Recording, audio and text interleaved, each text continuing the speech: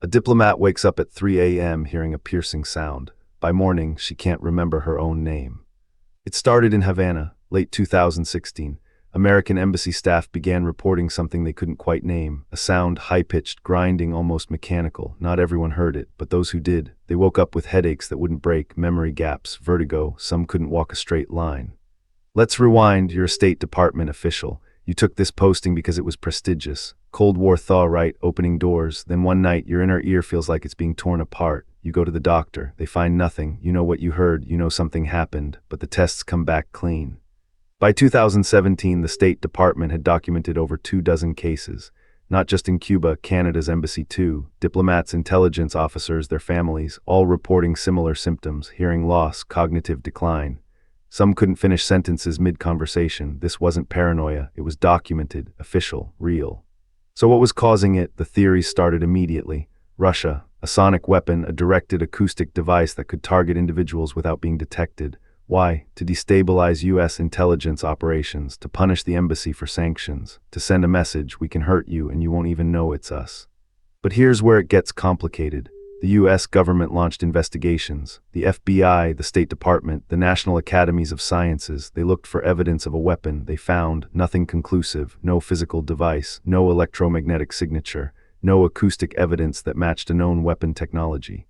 Then the medical findings got stranger. Neuroimaging showed real brain abnormalities in some patients. Damage to white matter, reduced gray matter volume. These weren't imaginary symptoms. The brain scans didn't lie, but they also didn't point to any known injury mechanism.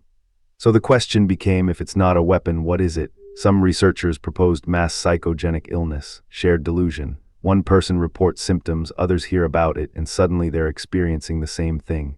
The mind's a powerful thing. Suggestion can rewrite perception.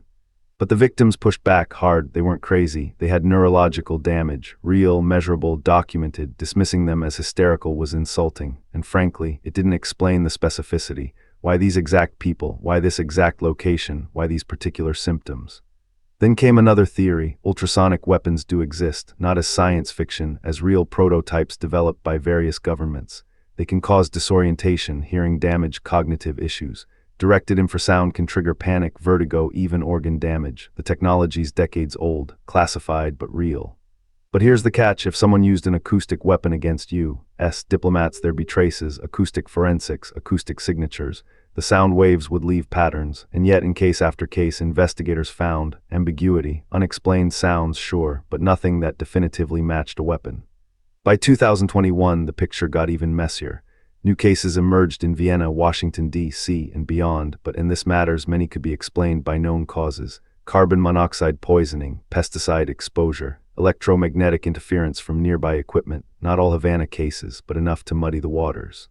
The National Academies report in 2020 concluded something remarkable. The symptoms were real. The cognitive damage was real, but they couldn't identify a single cause. Not a weapon, not mass hysteria, not environmental toxin. They called it anomalous health incidents, a fancy way of saying we don't know.